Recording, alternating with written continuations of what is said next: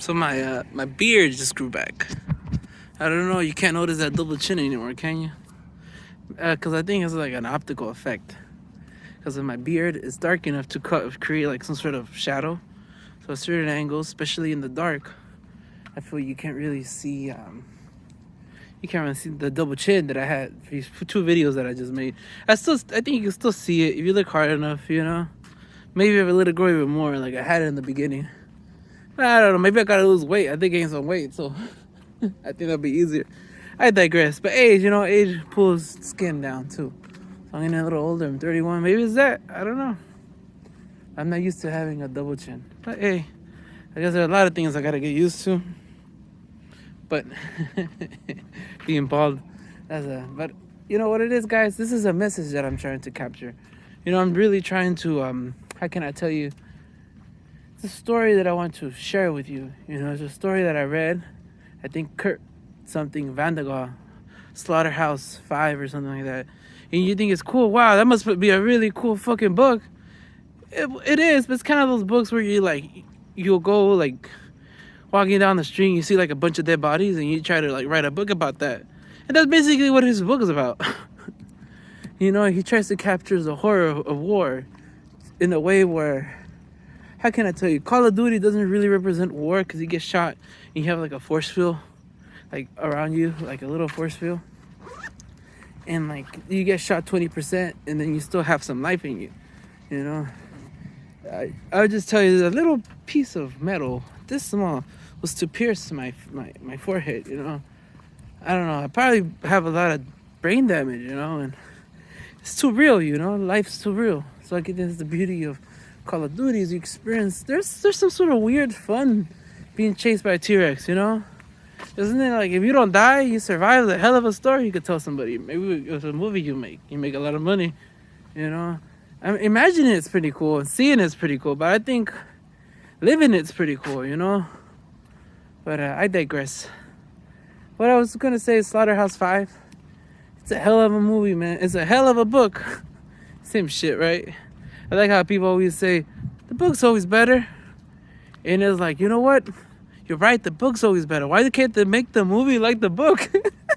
Fucking pieces of shit. It's not that hard, But I digress. But because basically the book and the movie is real life, just like me, I'm recording myself.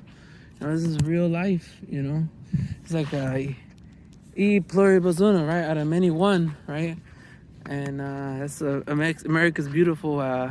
It's on our dollar bill. E pluribus unum. E pluribus unum. I know unum means one, so one. Pluribus, many. Out of many, one or something. I don't know. I digress. But yeah, this book, Slaughterhouse 5.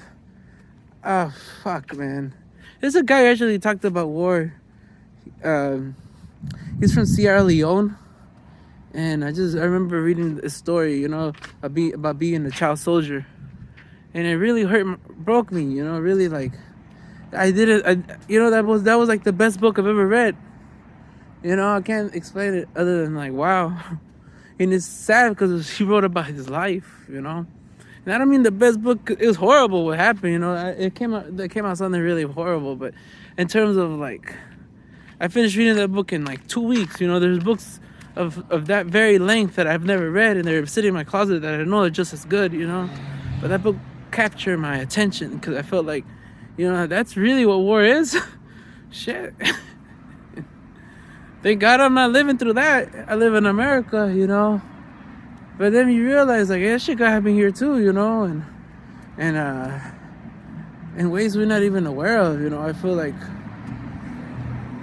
man, how can I tell you? Maybe you will reach a point in humanity where you can invent those force fields, or you get like, you invent how to do antimatter force field around you, who would like, you stop it, you really will stop it.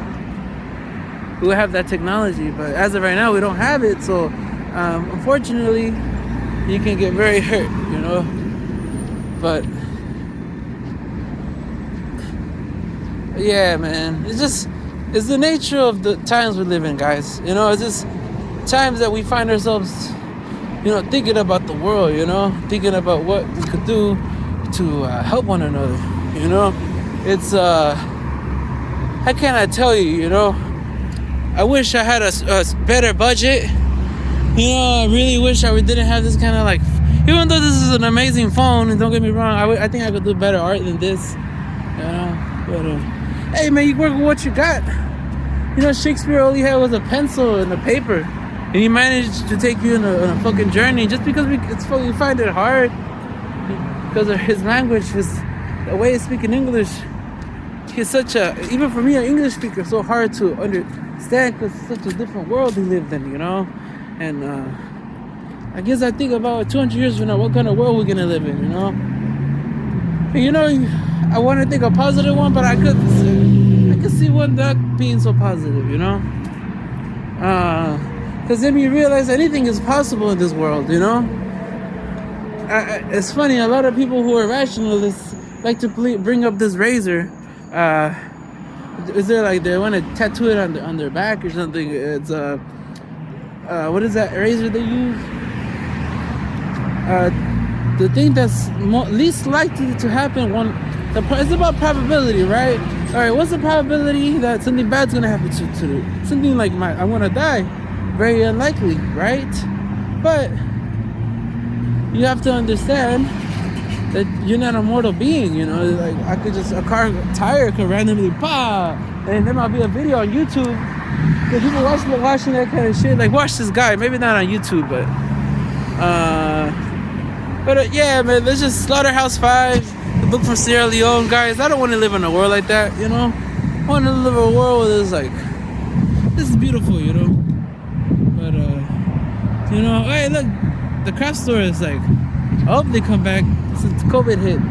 But this is my favorite bookstore, so I'm gonna go right inside and read some old books. Take care. A really good bookstore.